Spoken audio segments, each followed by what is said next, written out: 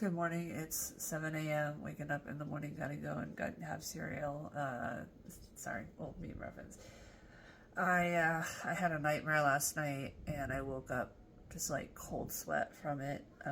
I dreamt that I was laying with my head on my husband's shoulder and I looked down and I noticed that he was developing a like splotch, like a freckle, but like with jagged edges on his chest. And I was like, that's skin cancer. You need to go to a doctor and get that looked at. And in the dream, he's like, no, it's fine, it's fine, it's fine. And sure enough, it turns into skin cancer and he dies. And again, this was a dream. However, I could kind of see something like that happening. My husband is one of the kind of people that just like will not go to a doctor unless he's like in the active state of dying. Even though he has VA from when he was a nuclear mechanic, so he has everything covered. Unlike the rest of us plebs who have to pay $2,000 for a 2-hour trip to the ER with Aiden. Yeah, done TikToks on that before, but anyway, so he has the medical care available, but it's really hard to get him to go see the doctor. Hopefully, if he actually did have something that looked that much like skin cancer, I would be able to convince him to go. But yeah, it just freaked me out because, skin cancer is one of those things that just seems like, it might happen. It's not like lung cancer from smoking. Like, it's something, yes, I should put sunscreen on every day and wear sunglasses and have my kids do the same.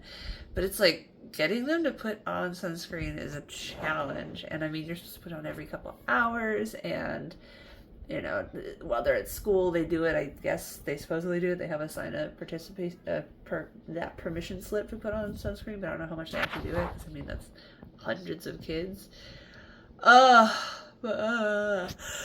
we have a friend who lost a big chunk of her face to skin cancer. Like, she literally can't, one of her eyes, she basically has no eyelid anymore, and she has to constantly apply ointment to it, because skin cancer just ate a chunk of her face. And it happens. Like, skin cancer happens.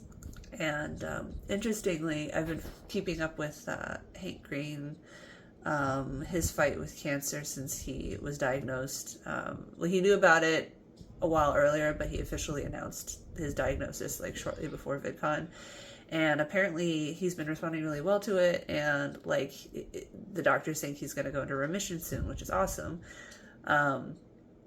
This seems off topic, but I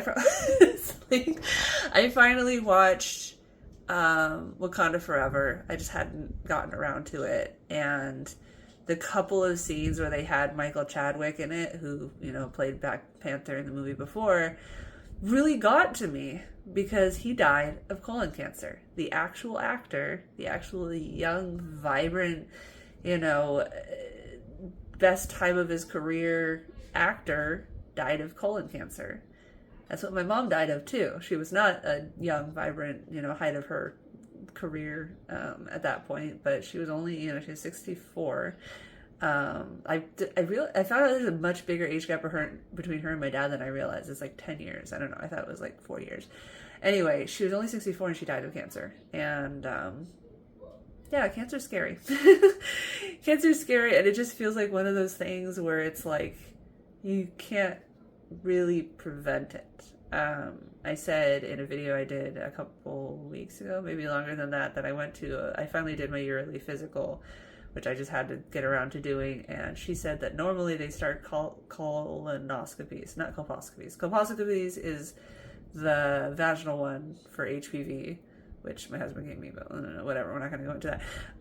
Colonoscopy is the one where they stick a camera up your colon, and you have to like have a liquid diet for like 3 days before and drink all this water, and I don't know, like it depends on the technique that your doctor's using. But anyway, normally you start giving it at 42, and I'm 2 years away from 40, but because of my family history of colon cancer, they're gonna start giving it to me at 40. So in 2 years they're gonna start ramming a camera up my colon and see if they see anything going on. I want the days when we just sit in a pod and we get some kind of some non-destructive x-ray that just goes do, oh, here's the bad thing, and then sends in nanobots and then erases the bad thing.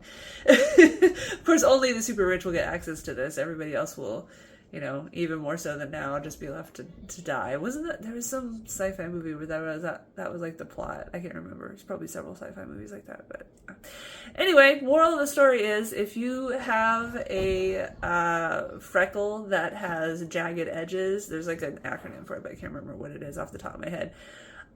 You should get that checked out. You should go to a dermatologist. If you can. Don't try to self-diagnose, because that never works, because everything on the internet will tell you that you're dying of everything all the time. But if you can, get to a dermatologist and have it checked out, because there's, better for them to find it and cut it out than do nothing about it and let it eat half your face.